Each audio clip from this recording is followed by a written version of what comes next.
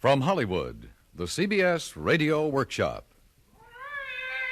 Scat! The world's divided into two kinds of people, ailurophobes and ailurophiles, cat haters and cat lovers. There's no in-between. The man is yet to be born who can take cats or leave them alone. Either you love them or you hate them. I hate them. And even if you're a sweet old lady who lives all alone with 13 pussies, I'm sure you won't think too ill of me when you hear what the king of the cats did to me. Scat, you black fiend! The CBS Radio Workshop, dedicated to man's imagination, the theater of the mind, presents The King of the Cats by Stephen Vincent Benet, adapted for radio and directed and produced in Hollywood by William N. Robeson.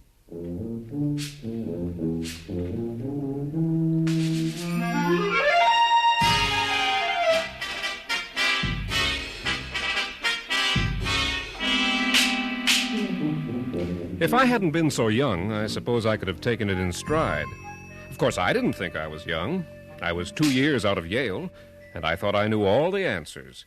Certainly, I knew I was in love.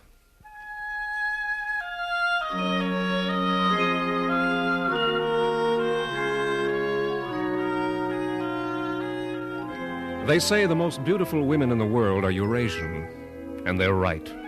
Vivranka's skin was like golden velvet, her long straight hair ebony in the moonlight, and her eyes blue as a field of larkspur, fathomless as the center of heaven. Her mother had been an American missionary, her father Siamese, and undoubtedly a prince, my Aunt Emily insisted. Ordinarily, Aunt Emily wouldn't have approved of Vivranka, but this was the year that the King and I was a sellout at the St. James Theater, so a hostess who could decorate her dinner table with a breathlessly beautiful Siamese princess was definitely a hostess with a mostess.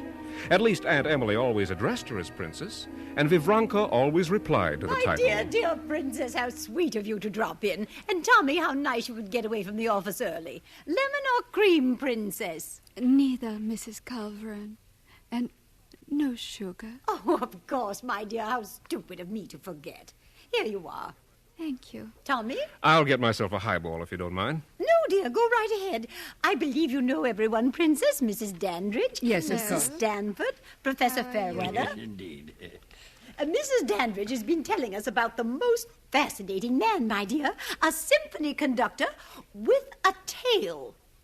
A tail? How interesting. I still can't believe it. I saw it myself, twice. First in Paris, and then again at the Teatro Royale in Rome. He conducted the Beethoven Pastoral, and, my dear, you've never heard such effects from an orchestra. You see, he conducted with it. With his tail? Oh, no. Oh, yes. And such a charming person. So urbane, so utterly fascinating. I should imagine. I would love to meet him. And you shall, my dear. I'll see to it when he arrives. Oh, he's coming over? Yes. Yes, the new symphony people have invited him to be guest conductor for 3 concerts. He'll be very busy, of course, but he's promised to give me what time he can spare. Oh, that's sweet of you, dear, but you mustn't wear yourself out. The rest of us must do our part, too. I'll be only too glad to help entertain him. Oh, now, that won't be necessary. I'm just going to give Monsieur Thibault... Sweet name, isn't it? Felix Thibault. I'm just going to show him the simplest of times. A little reception for 100 or so after his first concert. Perhaps he hates large mixed parties on account of his little idiosyncrasy. It makes him feel a trifle shy of strangers. I should think it would, to say nothing of his friends and acquaintances. Vivranka, my dear, how would you like to go out night-clubbing with a jerk with a tail? It might be interesting. Huh? He is not a jerk, Tommy. He is one of the finest conductors in Europe. Sounds to me like he's the smartest showman since P.T. Barnum. What do you think, Professor? Well, I shall be interested to see this Monsieur Thibault myself. In the Middle Ages, there was a widespread belief in homo caudatus, or men with tails, but I know of no authenticated case. Of course, we all have tails, in a manner of speaking. What? Oh, vestigial, of course. But the last few vertebrae of anyone's spine, the coccyx, is the evidence of a concealed and rudimentary tail. I dare say it might be possible in an extraordinary case that a throwback, a reversion to type. How fascinating. I never realized that Well, I think it'd be fun to get together a box for the first concert, all of us. Oh, well, I'm afraid I shall have my own box party. But of course you'll come on to the reception later at my place. Why, thank you, my dear. Then there'll be the professor and the princess and Tommy. Count us out, Aunt Emily. When Vivranka and I want to see freaks, we'll go to the circus. I shall be very pleased to attend the concert, Mrs. Culverin. Ah, splendid, my dear. But Vivranka... Is there anyone you'd like me to ask to replace Tommy? But Aunt Emily... It doesn't make any difference. I'm only interested in meeting this wonderful Monsieur Félix Thibault. But Vivranka... I went to the concert. What else could I do? We took our seats in the box as the orchestra took theirs on stage and began their aimless squeakings and tootings, those caterwaulings which I must confess make about as much sense to me as the music that follows. Aunt Emily was in a dither of fluttery expectation. Professor Fairweather had lost much of his scientific detachment, and Vivranka, gorgeous Vivranka, sat beside me silent, but so tense I could almost feel her breathless expectation, and I didn't like it at all. And then Monsieur Thibault walked on stage, a lithe, dark-haired man with piercing eyes like a black panther, his head weaving the way the big cats do when they're behind bars. It was true. They hadn't lied. From beneath the tails of his dress coat curled a third, a living tail, which he carried nonchalantly draped over his wrist. He acknowledged the presence of the audience with a regal bow. And then that incredible tail twined with dainty carelessness around a black baton on the podium. While he remained facing the audience, the tail rapped 3 times upon the podium for the orchestra's attention, and then raised for the downbeat. At this horrible moment, I glanced at Vivranka. Her whole body was rigid as steel, and the blue flowers of her eyes were bent upon Monsieur Thibault in terrible concentration. She took my hand in hers, and her long red fingernails felt like a claw as the hideous tail of that monster on stage lashed into the downbeat of Night on Bald Mountain. That's the way it went through the Bach Passacaglia, through the Afternoon of a Faun, through the Beethoven Ninth.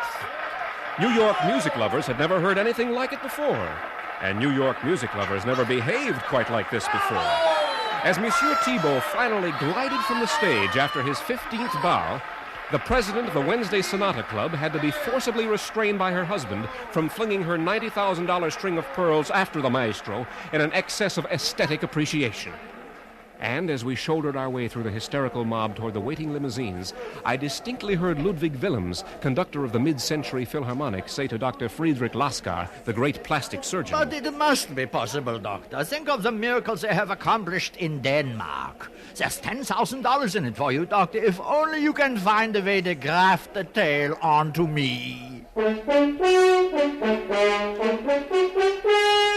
But through all the hysteria, Vivranka remained silent, self-possessed, her azure eyes fathomless as the center of heaven. She was silent as we drove to Mrs. Dandridge's party in Aunt Emily's limousine. But this was not too remarkable, because Aunt Emily never stopped raving about Monsieur Thibault. But aside from the heavenly music, my dears, the man himself, such elegance, such poise, such... I tell you, Tommy, if your Uncle Henry weren't still around, and I was a few years younger, well, tail and all. Our hostess, Mrs. Dandridge, looked like the cat who had swallowed the canary, having trapped the social lion of the season, if I may be permitted to scramble a metaphor. Let Aunt Emily have her Siamese princess. Dolly Dandridge had the world's greatest conductor, complete with tail. And this, dear Monsieur Thibault, is my dearest friend. Emily, may I present Monsieur Thibault? Monsieur Thibault, Mrs. Henry Culverin. Enchanté, Madame Culverin. Oh, Monsieur Thibault, it is an honor to meet you. I am overcome. Yes, thank you much, Madame. I feel I should be on bended knee. It is not necessary. Oh, I should kiss your hand. You are too kind. No. Oh, I must. No, please, madame. He stopped trying to stop Aunt Emily from making a fool of herself. He had seen Vivranka. The end of his tail, just the very end, twitched turgidly, and he seemed to be at her side in a bound rather than a step. It was foolish and superfluous for Mrs. Dandridge to do the honors. Princess, may I present Monsieur Thibault? Monsieur, Princess Vivranka. Maestro. Princess. They exchanged no more words. Monsieur Thibault presented his arm to the princess. She linked hers and his, and his infernal tail switched from his right arm to his left to come to rest across Vivranka's wrist. Thus, like royalty, they made their way across the room, the guests parting to make a path for their regal progress. Now, Tommy, you mustn't take it so hard. After all, the princess is an awfully sweet child, but she isn't exactly our kind. And I suppose she's his. She seems to be. Look at them. So darlingly foreign, both of them. Yeah, aren't they? Out of this world. And they were. I didn't realize it until I'd said it. They were somehow out of this world. They didn't walk across the room. They glided. That tail-coated maestro with his third tail so insidiously ubiquitous, and the princess's hips swaying in the golden-threaded silken sheath of her skirt. A bas-relief from Angkor Wat, suddenly breathing life.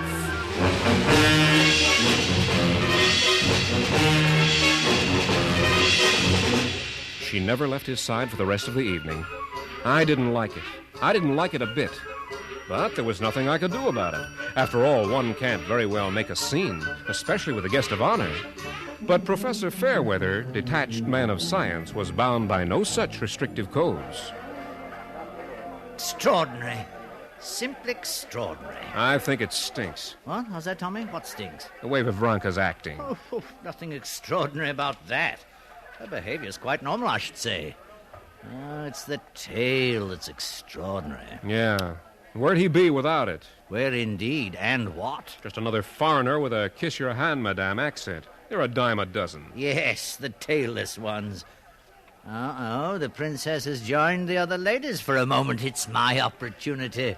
For what? A word with Monsieur Thibault. I'd like several words with him. Monsieur Thibault. Monsieur Thibault. Professor Fairweather. Yes.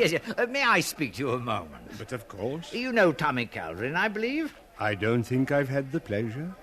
You are the lovely Mrs. Calverin's son? No, her nephew. How interesting. And Princess Vivranka's friend. We're practically engaged. Congratulations. I thought you ought to know. Indeed, yes. I am honored by your confidence. Now, Professor. Yes, Monsieur Thibault, I speak to you as a man of science. Yes? A true specimen of Homo caudatus has been unknown to modern science until now. Homo caudatus? Yes, a man with a tail. What? Come now, Professor, it's nothing to be sensitive about. My interest is purely impersonal. Your interest? Yes, purely scientific. It wouldn't take much of your time, a morning or an afternoon, perhaps, no more. What would not take much time? An examination and measurements, X-rays and An so examination? Measurements of what? Your tail.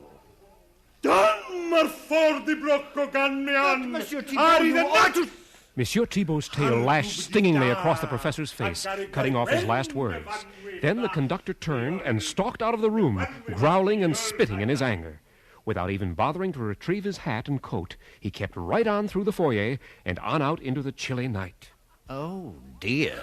Wonderful, Professor. Wonderful. I can't thank you enough. Oh, for what, Tommy? For getting rid of him. But I wasn't trying to get rid of him. I know, but you did. And that's all that counts. Only he didn't. Aunt Emily realized at once that Mrs. Dandridge had lost her catch, for certainly Monsieur Thibault would never again enter the house where he had been insulted. And Aunt Emily moved with the speed of an aggressor nation. Within 3 days, Monsieur Thibault had accepted her invitation to be a house guest and had moved in bag and baggage.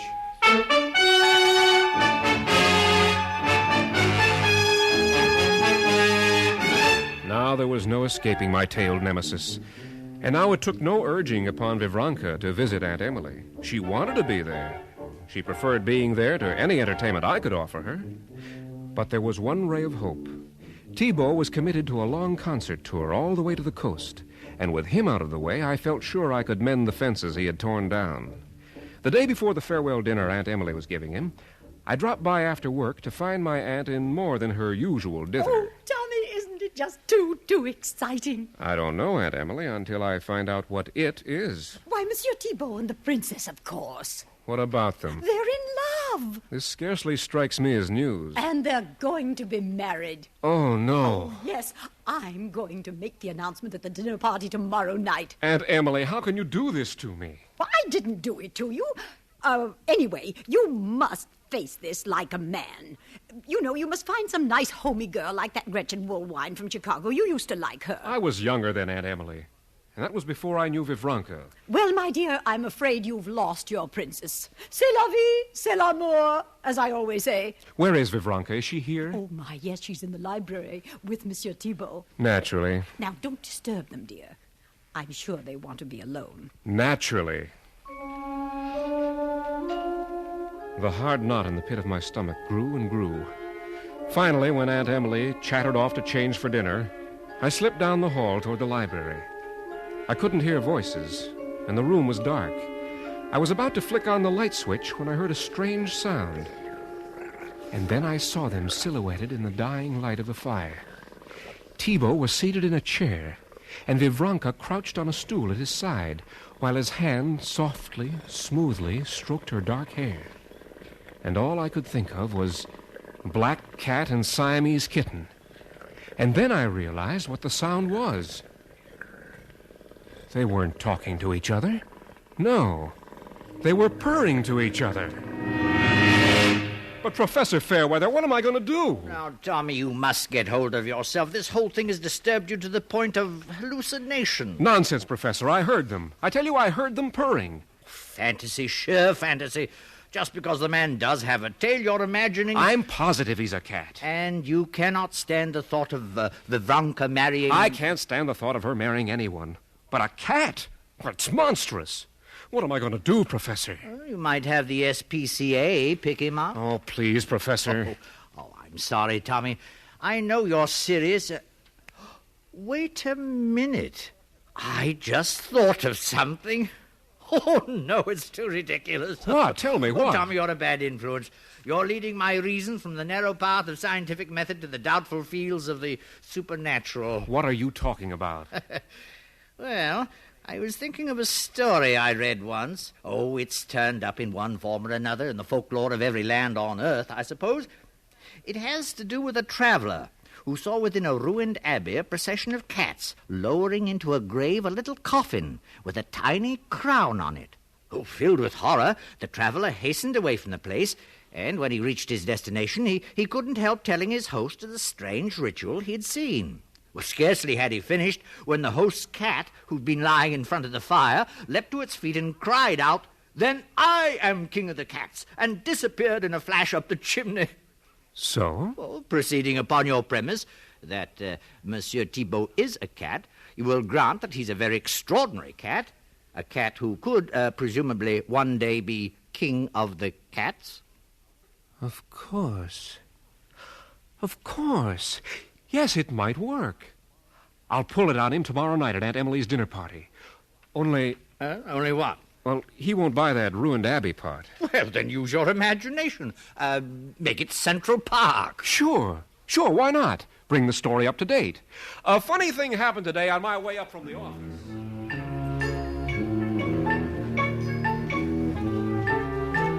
Aunt Emily outdid herself. Her dinner table was a poem of spring flowers, gold plate, the purest white linen, the candles fluttering ever so little in the warm night breeze that came through the open French doors. Time and again through the first 3 courses, I tried to get into the stream of conversation, but when Aunt Emily's on, this is practically impossible. Thibault and Vivranka, seated on either side of her, were oblivious of everything. They ate little and never took their eyes off each other. Finally, the plates were being taken away, and I knew Aunt Emily was going to make her announcement during the dessert course. I just had to get my 2 cents worth in first. You'll never forget that summer. Eden Rock was never gayer. And after the Duke and the Duchess arrived, well... A funny thing happened on my way up from the office this evening. Tommy, I was about to tell... A funny thing happened on my way up from the office this evening. I was taking a shortcut across Central Park when I came upon the darndest thing. In a little clump of bushes, I saw a procession of cats. 6 or 8 of them. And they were carrying a little coffin toward a tiny open grave. And on the coffin was an exquisite little golden crown. Now, isn't that the strangest thing? Silence. The guests looked at me as though I were quite mad. That is, all except Thibault and Vivranka. Thibault looked at me, the end of his tail flicking above the edge of the table, and Vivranka looked at Thibault, the way she had that night at the concert, tense, breathless, her eyes blue flame. At last, Aunt Emily spoke. Well, Tommy, are you quite finished? Yes, Aunt Emily, that's all I had to say. I should hope so. Well, that summer, when the Duke and Duchess Excuse came me, down... Mrs. Calverine. Oh, of course, Maestro. Tommy, you are quite positive of what you saw this evening? Oh, yes. Yes, you don't go around making up things like that. No, of course not. Yet one must be sure of the details. Now, there was a crown on the coffin, you say? That's right. A golden crown? Yes? With tiny pearls on it? That's right. You're absolutely sure? Absolutely. Then I am king of the cats! He leapt to his feet from his chair to the table and in one bound disappeared through the open French window. And an instant later, Vivranka followed.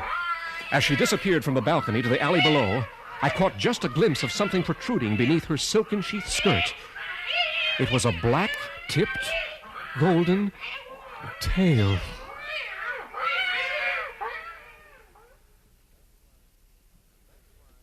And that's why I have become an ailurophobe, a cat-hater. So's my wife, Gretchen. We were married shortly afterwards. But then Gretchen never did like cats in the first place, especially Siamese cats.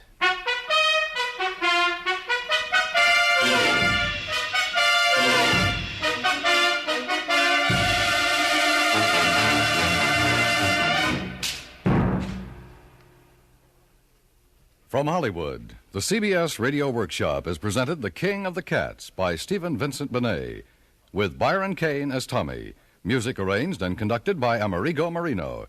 Included in the cast were Jeanette Nolan, Helen Cleve, Peggy Weber, Joe Kearns, and Jay Novello. Next week, from New York, the workshop will present a psychological study of the do-it-yourself movement, The Day the Roof Fell In, by Charles S. Monroe. Suspense, radio's outstanding theater of thrills, follows over most of these stations with the chilling story of the man who stole the Bible. For a half hour of breathless terror, stay tuned to this frequency. You won't regret it.